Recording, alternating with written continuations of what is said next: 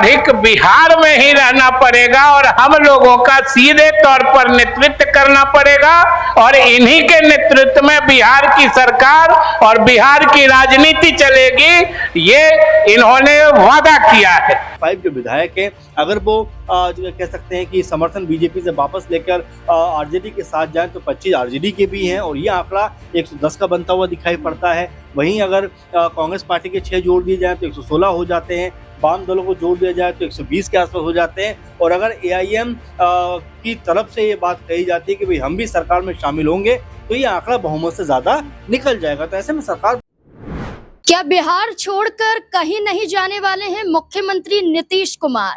क्या अब एक आरजेडी के ऑफर पर फिर से अपने फैसले पर नीतीश कुमार को विचार करना पड़ेगा? क्या जेडीयू और नीतीश कुमार के बीच में जो अनबन चल रही थी कि नीतीश कुमार ने तो फैसला कर लिया था, लेकिन जेडीयू के सांसद और विधायक चाहते थे कि नीतीश कुमार कहीं ना जाएं, इसकी झलक स्मृति यात्रा में भी देखने को मिली। और स्मृति यात्रा के जरिए नीतीश कुमार का बिहार की जनता से मिलना जुड़ना क्या यही दर्शाता है कि आने वाला समय नीतीश कुमार के लिए सोचने पर उन्हें मजबूर कर सकता है? क्या बीजेपी से अलग हटने का फैसला नीतीश कुमार ले सकते हैं? एक बड़ा कदम तो नीतीश कुमार ने उठा दिया अपने इकलौते बेटे निशांत कुमार को राजनीति में लॉन्च करके। इसके बाद अगली चर्चा यही हो रही थी कि कदम क्या होगा, क्या सीएम पद उन्हें सौंपा जाएगा या डिप्टी सीएम बनाया जाएगा या एमएलसी के लिए आगे किया जाएगा। तमाम चर्चाओं के बीच में बीजेपी का खेल नीतीश कुमार की पार्टी भली भांति समझ चुकी थी कि बीजेपी नीतीश कुमार को तो साइड कर रही है, निशांत कुमार को भी तवज्जो नहीं दे रही है। इस कड़ी में आरजेडी का ऑफर आना बड़ा संकेत दे रहा है। इसी से जुड़े हुए तमाम सवाल हैं, जानने की कोशिश करेंगे। हर एक सवाल का जवाब हमारे साथ हमारे वरिष्ठ सहयोगी अमन सर जुड़ चुके हैं। सर, सबसे पहली बात कि नीतीश कुमार ने अचानक से इस यात्रा की शुरुआत कर दी बीते दिन से। स्मृति यात्रा 5 दिन की ये यात्रा होगी और सीमांचल कोशी जिलों में होगी, लेकिन इस यात्रा के जरिए क्या नीतीश कुमार भी संकेत दे रहे हैं कि बिहार से उनके लिए जाना थोड़ा मुश्किल है? देखिए, मुझे ऐसा लगता है नीतीश को शायद ये एहसास जरूर हो रहा है कि उनके जो कार्यकर्ता हैं, उनके जो नेता हैं, समर्थक हैं, कहीं ना कहीं उनसे खफा दिखाई पड़ रहा है। आपने देखा जब उन्होंने ऐलान किया था कि भाई मैं मुख्यमंत्री अब नहीं रहना चाहता, राज्यसभा जाना चाहता हूं, तब आपने देखा उनके जो सीएम आवास होता है, पार्टी दफ्तर होता है, दोनों जगह पर हमने भारी तादाद में वहाँ भीड़ को देखा, रोते बिलखते हुए देखा और तमाम जो कार्यकर्ता थे वो नाराज भी दिखाई पड़े कि भाई आखिर हमने आपके लिए जी जान लगाकर वोट मांगा, आपके लिए लगातार लोगों से जनसंपर्क किया, अब जब आप जीत गए, सरकार में आ गए, मुख्यमंत्री बन गए, तो आखिर 3-4 महीने के अंदर आपका उस कुर्सी से मोह कैसे भंग हो सकता है? इस बात को लेकर उनके जो समर्थक थे, कट्टर समर्थक कह सकते हैं, जो रोते हुए बिलखते हुए दिखाई पड़े थे कि हम नीतीश कुमार को यहाँ से कहीं जाने नहीं देंगे। और जो यात्रा का जिक्र आप कर रहे हैं, समृद्धि यात्रा, इसका भी मकसद कहीं ना कहीं ये हो सकता है कि चलिए लोगों के बीच जाकर कहीं ना कहीं समझाने का प्रयास किया जाए कि भाई मैं आपको छोड़कर नहीं जा रहा हूँ, आपके साथ हूँ, लेकिन अभी मुझे राज्यसभा जाना है। इसका मतलब ये नहीं है कि मैंने आपका साथ छोड़ दिया। अब यहाँ से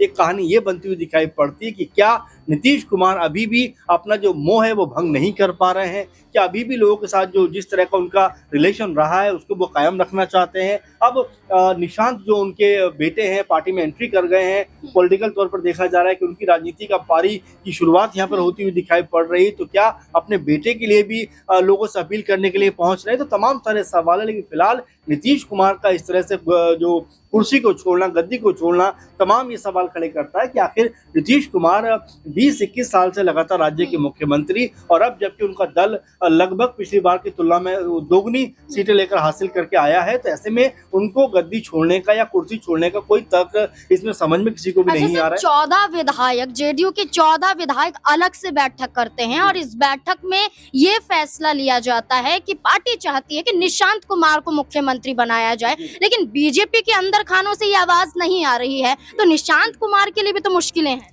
देखिए वाकई में मुश्किल है निशांत को लेकर, अभी कोई स्पष्ट कह सकते हैं कि तस्वीर दिखाई नहीं पड़ती कि आखिर वो अगर पॉलिटिकल तौर पर एक्टिव हुए तो क्या सिर्फ पार्टी का सदस्य बने रहना चाहते हैं, अगर डिप्टी सीएम उनको जैसा लगातार सुनने को मिल रहा है अगर वो बनने की तरफ जाते हैं तो कहाँ से चुनाव लड़ते हुए दिखाई पड़ेंगे। तो ये तमाम सवाल हैं जो वाकई आने वाले दिनों में पूछे जरूर जाएंगे, क्योंकि सरकार अब मान लीजिए अगर नीतीश कुमार जो है 16 मार्च को चुनाव है उसके बाद पद पर जाते हैं, राज्यसभा जाने के बाद वो अपना पद छोड़ते हुए दिखाई पड़ेंगे, तो आखिर वो कौन सा चेहरा होगा जिसके ऊपर मोहर लगती हुई नजर आएगी। कई जो लोग हैं वो तो यहाँ तक कह रहे, साहब भी जिक्र कर रहे हैं, एक धड़ा जो जेडीयू का वो ये कहता हुआ दिखाई पड़ रहा है कि भाई निशांत कुमार को मुख्यमंत्री होना चाहिए। अब ऐसे में क्या बीजेपी एक्सेप्ट करती हुई दिखाई पड़ी, जब बीजेपी की तरफ से सम्राट चौधरी हो या फिर हम देख रहे हैं शहनवाज का भी नाम निकल के सामने आता है जो अनुभवी नेता भी है बीजेपी के। तो ये तमाम सारे सवाल हैं जो फिलहाल अभी चर्चा उनके ऊपर नहीं हो रही, लेकिन ये आने वाले दिनों में उठते हुए जरूर नजर आएंगे। सर जैसे कहा गया कि 16 मार्च के बाद नीतीश कुमार हो सकता है कि मुख्यमंत्री का पद छोड़ देंगे, लेकिन पद छोड़ने से पहले आरजेडी की तरफ से एक बड़ा ऑफर आया है। आरजेडी के विधायक हैं भाई वीरेंद्र, उनका कहना है कि आप मुख्यमंत्री पद पर बरकरार रहिए, इस्तीफा मत दीजिए, हम आपके साथ खड़े हैं। ये भुजा पार्टी वालों ने षड्यंत्र के तहत नीतीश कुमार को हटाने की साजिश रची और जेडीयू के ही कुछ ऐसे करीबी लोग हैं जो नीतीश कुमार को हटाने के लिए बीजेपी का साथ दे रहे थे।